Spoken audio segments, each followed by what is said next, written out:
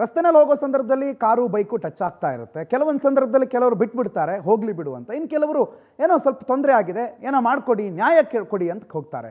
ಈ ನ್ಯಾಯ ಕೇಳೋದಕ್ಕೆ ಹೋದವನ ಮೇಲೇನೆ ಅಟ್ಯಾಕ್ ಆಗಿರುವ ಘಟನೆ ಗದಗದಲ್ಲಿ ವರದಿಯಾಗಿದೆ. ಗದಗದ ಉಪ ತಹಶೀಲ್ದಾರ್ ಡಿ.ಟಿ. ವಾಲ್ಮೀಕಿ ಹಿಗ್ಗಾಮುಗ್ಗ ಥಳಿಸಿರೋದಂತೆ. ಕೈ ಮುಖಂಡ ವಿದ್ಯಾಧರ್ ದೊಡ್ಡಮನಿ ಮತ್ತು ಗ್ಯಾಂಗ್ ಎಲ್ಲ ಸೇರ್ಕೊಂಡು ಹಲ್ಲೆ ಮಾಡಿದ್ದಾರೆ ಅಕ್ಷಯ್ ಬೆಳ್ಳೊಳ್ಳಿ ಅನ್ನೋರ ಮೇಲೆ. ಅಕ್ಷಯ್ ಬೆಳ್ಳೊಳ್ಳಿ ಮಾಡಿದ್ದೇನು? ಕಾರ್ ಟಚ್ ಆಗಿದೆ ಸರ್, ನಾನು ನ್ಯಾಯ ಕೊಡಿ ಅಂತ ಕೇಳಿದ್ರು. ಅದನ್ನ ಪ್ರಶ್ನೆ ಮಾಡಿದ್ದಕ್ಕೆ ಮನಸ್ಸೋ ಇಚ್ಛೆ ಹೊಡೆದಾಕ್ಬಿಟ್ಟಿದ್ದಾರೆ. ಬೈಕ್ ದುರಸ್ತಿ ಮಾಡಿಕೊಡಿ ಅಂತಂದಿದ್ದಕ್ಕೆ ಏಕಾಏಕಿ ಹಲ್ಲೆ ಮಾಡಿದ್ದಾರೆ. ಗದಗ ಮಹಿಳಾ ಪೊಲೀಸ್ ಠಾಣೆಯಲ್ಲಿ ಕೂಡ ಹಾಕಿ ಹಿಗ್ಗಾಮುಗ್ಗ ಥಳಿಸಿದ್ದಾರೆ. ಉಪ ತಹಶೀಲ್ದಾರ್ ಹಲ್ಲೆ ವಿಡಿಯೋ ಈಗ ಸಾಮಾಜಿಕ ಜಾಲತಾಣದಲ್ಲಿ ವೈರಲ್ ಆಗಿದೆ. ಬೈಕ್ಗೆ ಕಾರ್ ಟಚ್ ಆಗಿರೋದಕ್ಕೆ ನ್ಯಾಯ ಕೇಳೋದಕ್ಕೆ ಹೋಗಿದ್ದಕ್ಕೆ ಒಬ್ಬ ಸರ್ಕಾರಿ ಅಧಿಕಾರಿ, ಒಂದು ರಾಷ್ಟ್ರೀಯ ಪಕ್ಷದ ನಾಯಕ ಮತ್ತು ಅವನ ಚೇಲಾಗಳು ಸೇರ್ಕೊಂಡು ಅಮಾಯಕನ ಮೇಲೆ ಹಲ್ಲೆ ಮಾಡಿರೋದು ನೋಡಿ ದೃಶ್ಯಗಳನ್ನ.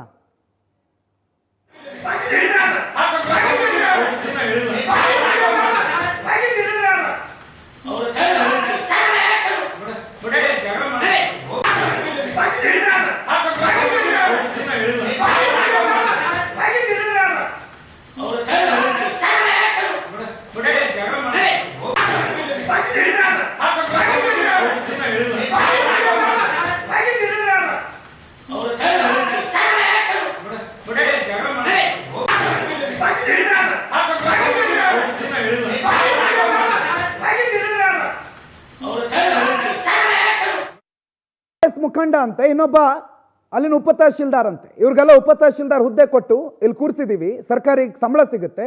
ಇವ್ರು ಅಮಾಯಕರ ಮೇಲೆ ಹಲ್ಲೆ ಮಾಡ್ತಾರೆ. ಕೇಳಿದ್ದೇನು? ಗಾಡಿ ಟಚ್ ಆಗಿದೆ, ಸರಿ ಮಾಡ್ಕೊಡಿ ಅಂತ. ಇವ್ರು ರಾತ್ರಿ ಒಂದ್ ಸೈಡ್ ಹೋಗಿ ಕೂತ್ಕೊಂಡ್ಬಿಟ್ರೆ ಇವ್ರ ಫ್ರೆಂಡ್ಸ್ ಜೊತೆಗೆ, ಇವರ ತೈನಾತಿ ಬಳಗದ ಜೊತೆಗೆ.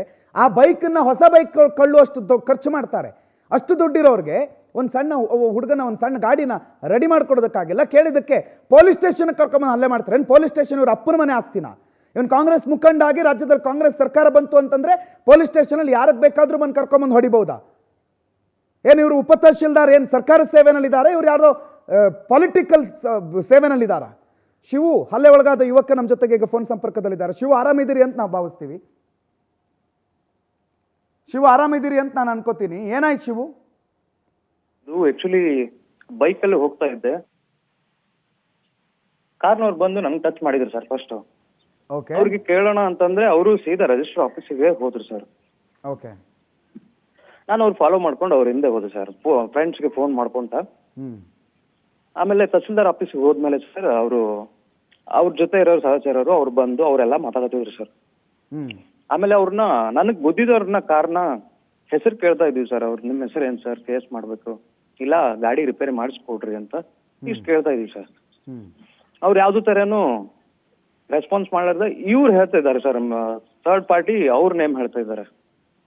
ನಾವ್ ಅದಕ್ಕೆ ಕೇಳ್ತಾ ಇದೀವಿ ಸರ್. ಕೇಳ್ತಾನೆ ಅವ್ರನ್ನ ಕಳಿಸ್ಬಿಟ್ರು ಸರ್. ಅವ್ರು ಕಾರ್ ಗೊದ್ದಿದವ್ರನ್ನ ಇವ್ರು ನಮ್ ಜೊತೆ ರ್ಯಾಶ್ ಬಿಹೇವ್ ಮಾಡ್ತಾ ನನ್ನ ಫ್ರೆಂಡ್ ನ ಹೊಡ್ಕೊಂತ ಒಳಗಡೆ ತಗೊಂಡೋದ್ರು ಸರ್. ಆಮೇಲೆ ನಾನು ಕೇಳ್ತಾ ಇದೀನಿ ಸರ್, ನನಗೂ ಬಂದು ಕಣ್ಣ ಹತ್ರ ಹೊಡೆದ್ರು ಸರ್. ಒಂದ್ ಹತ್ರ ಸ್ವಲ್ಪ ಕಣ್ಣಿಗೆ ಪೆಟ್ಟಾಗಿದೆ ಸರ್, ಕಣ್ಣಿನೂ ರೆಡ್ ಇದೆ ಸರ್ ನಂದು.